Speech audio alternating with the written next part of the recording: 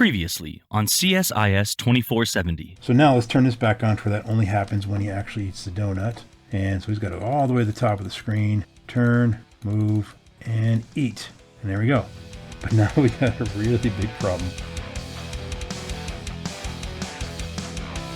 If I say turn east, he gets all weird. And then if I try to move him, he's all moving at a weird angle there. So we got to fix that now. All right, let's clear out all this consoling we got going on here.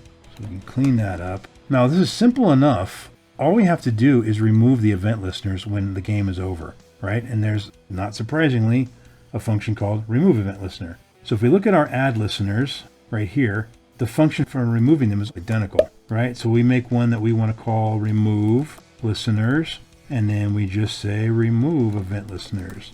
And just for clarity here, remove listeners and add listeners, those are functions we invented. They're our own concoctions. But inside of there, we called the JavaScript function that's called add event listener, or in this case, remove event listener. And we just did it in a for loop, looping through the buttons, right? Now, after we eat, once we're done eating, we just say remove, and that'll call the function there on line 52. That's it. So refresh, and we move, we turn, we try to eat, nothing happens, we move, we eat, and there we go. But now when I click these buttons, nothing happens because we've disabled all the event listeners. But we have a problem, right?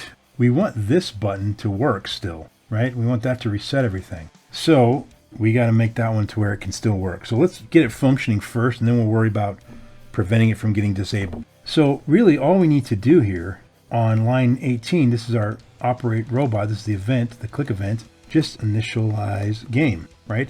That's the thing that we call when we first load the page in the first place. So this is going to get us most of the way there. There's a couple things that we haven't properly initialized that we need to take care of. So let's look at the robot and let's make sure that we've got everything initialized with the robot.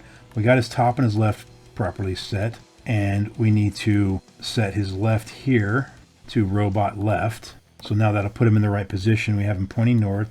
We have his row and column reset, but you'll see one big thing that's not taken care of. Let's go ahead and do it. Move, eat, or move, then eat. And now none of these work. Not even the reset button. So I'm going to remove the remove listener call for just a minute so we can actually use the reset button. So let's do that again. So up, up, up, up, turn. All right, now when I click reset, we get a new donut. He moves to where he's supposed to be. He even kind of moves the way he's supposed to be. He's like a giant, right? Even turned, now when he turned east, he went back to a normal size, right? Okay, but this is not the behavior we're looking for. He is sort of back to normal, but all we got to do to fix that is in the reset and the initialized robot is just scale him back, right? So it's transform, we need to do robot.style. We're actually going to rotate him back to 0 degrees because if he stays at 1440, we'll get some weird behavior when we try to go from 1440 to 90 or whatever. So we're just going to put him back to 0 and we're going to scale him to 1, and that's it. Let's go single quotes there. I like that better. And then we're also going to reset the transition. So robot.style.transition is back to 300 milliseconds. You might recall that's what we have in the CSS. And since I'm putting it here now, every time we initialize the robot at the beginning of the game, it's no longer needed to be there. So we just take it out of there. That should be everything we need. So let's just check. Refresh, move, turn, move, move, move, move, turn north, move, eat. And then when I reset, he's back to normal and he looks like he's moving the way he's supposed to. Turn, move, eat. Okay, so the only thing left now, I still have all these buttons active and we don't want that. So let's deactivate everything again, but let's not deactivate the reset button. That's easy enough. We come down here in our remove event listeners, and as we're looping through this, when we look at the button, well, let's just make a decision. If it's the reset button, don't remove the event listener, right? And we know how to tell that because we have access to the data command, and we know the data command is reset. So remember, the button, it's just the actual button element. So I can look at it and say, if the button attributes command, data command, there we go, node value, if it's equal to reset, actually let's go if it's not equal to reset, right? Not equal to reset, then we do this. That's it. And I'm going to get rid of all these curly braces because they are not needed. That's all one line of code, believe it or not. Okay, so we loop through the buttons. If it happens to be the reset button, then we're done. or we skip that iteration anyway. But if it's not the reset button, then we remove the event, and that should give us exactly everything we need. Reset, or refresh I should say, and move and turn. And if I hit reset, he does reset. The donut removes or gets in a new place. But let's go eat the donut. Eat. We get this button, none of these work, but the reset button does work, and this all works. Let's get rid of that red line there, and that's in our build world somewhere right here. And we now have the grid that we like. Okay, the last thing we're going to do now is make it to where we can control the entire game with our arrow keys. And we wouldn't even have to have those buttons. We could completely delete them and it would still all work. So let's check it out. It's really easy. We can actually place an event listener on the window. All we have to do is call window.add event listener. And we're listening for, instead of a click, we're listening for key down event. And there is a link in the lecture notes to all the list of types of events you can listen for. And then on key down, we're just going to call the operate robot function again. Operate, and we're just going to modify this so the arrow keys will rotate it, spacebar will work to move it, and so forth. We're going to use the enter key for eating and the escape key for resetting. So how do we do that? Well, let's check this out. Let's console the event out again. Console.log the event. And watch this. Refresh. And we get an error because I typoed operate robot. Try that again. There we go. When I click on a button here, I get a pointer event. But when I press a key, I got the enter key because I pressed enter, right? So if I push the space bar, and let's come over here and go space. Ooh, uncaught, cannot read, undefined node value. Let's see what that's all about. Oh, okay. Yeah, that's the reason that is because it's looking for the node value of the event called data command, and the key events don't have that, right?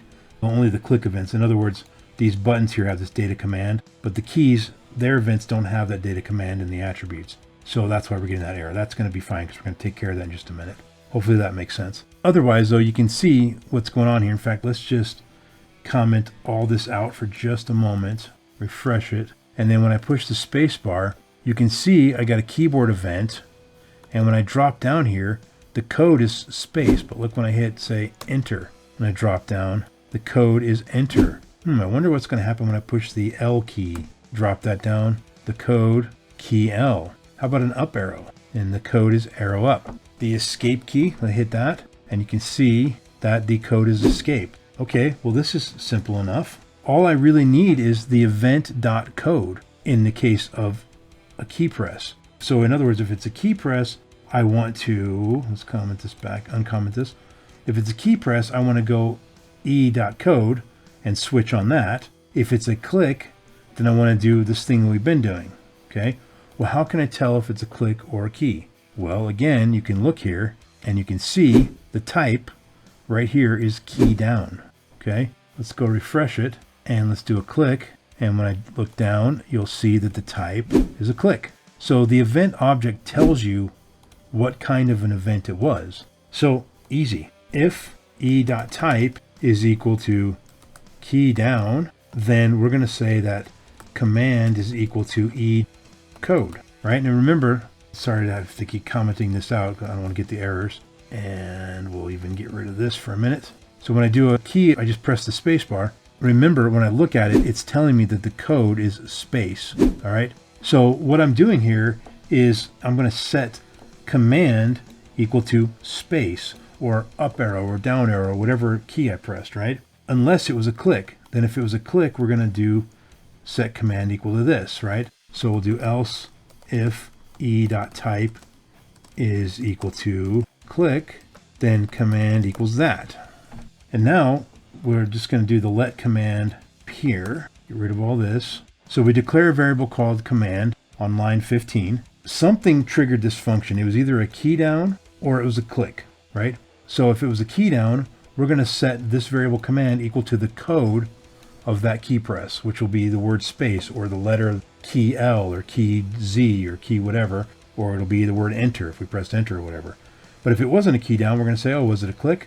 If it was a click, then set command equal to the node value of the object that was, of the button that was clicked, that node value of data command. So in other words, if the reset button was clicked, it's going to set the command to that. Or if this button was clicked, it's going to set command equal to turn north. Well, that part's what we were already doing, right? And then we were doing a switch on command, and it was just looking for reset, move, E, turn north, or whatever. Okay, well, this is simple enough. Let's put here for a moment, though, command, and now I'm going to refresh. And now when I hit space, it shows space there. I hit enter, I hit right arrow, left arrow, up, down, escape. I'll type in Beavis, right? And it tells me that was key B, key E, and so forth. So all I need, since now command is equal to those, or if I click here, command is equal to move, well, I want the space bar to be the same as move. Okay, so case move and case space do the exact same thing. Okay, that's easy. Case space. That's literally all we have to do. These are just labels, and so this will just jump when command is equal to, and that's going to be capital space there. When command is equal to space, it's just going to jump right to here and run that code, right? We can do the exact same thing for reset, case, escape. That's because when you push the escape key, we get the word escape. We can do arrow right, left, up, and down for the rest of these, right? So down here, we'll just do another case, arrow, up, and we'll do arrow right, and then south will be arrow down, and west will be arrow left. So if I push the left key, it's the same thing as clicking to turn west. And the last one for E, we're going to use enter, and you'll recall that that is just the word enter. So here we go, case, enter, I think it was capital, enter. That's it. I'm going to get rid of the console there, and that should be the whole thing now. So I refresh it, and now if I hit space, he moves.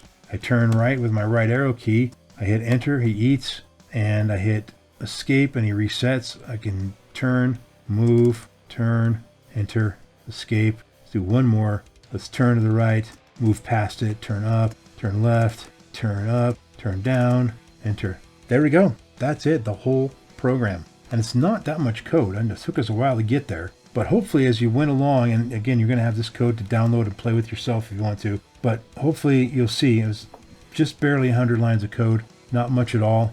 And most of it was not even new, right? The only thing that was really new was the event listener on line 1, the adding to a window, and then the event listeners where we added them to the buttons rather than using the on-click function. That's it. Everything else is stuff that you should already be familiar with. Now, in the event that you are not already familiar with this stuff, you'll want to go back and rewatch some of the old lectures, or maybe some of the 1430 lectures if you need to do that to get kind of caught up. Well, we made it to the end. Thank you for coming to a long class today. And as always, if you can answer the questions on your screen, then you're ready to take the quiz and you learn what you needed to learn from this lecture. Thanks again, folks. We'll see you next time.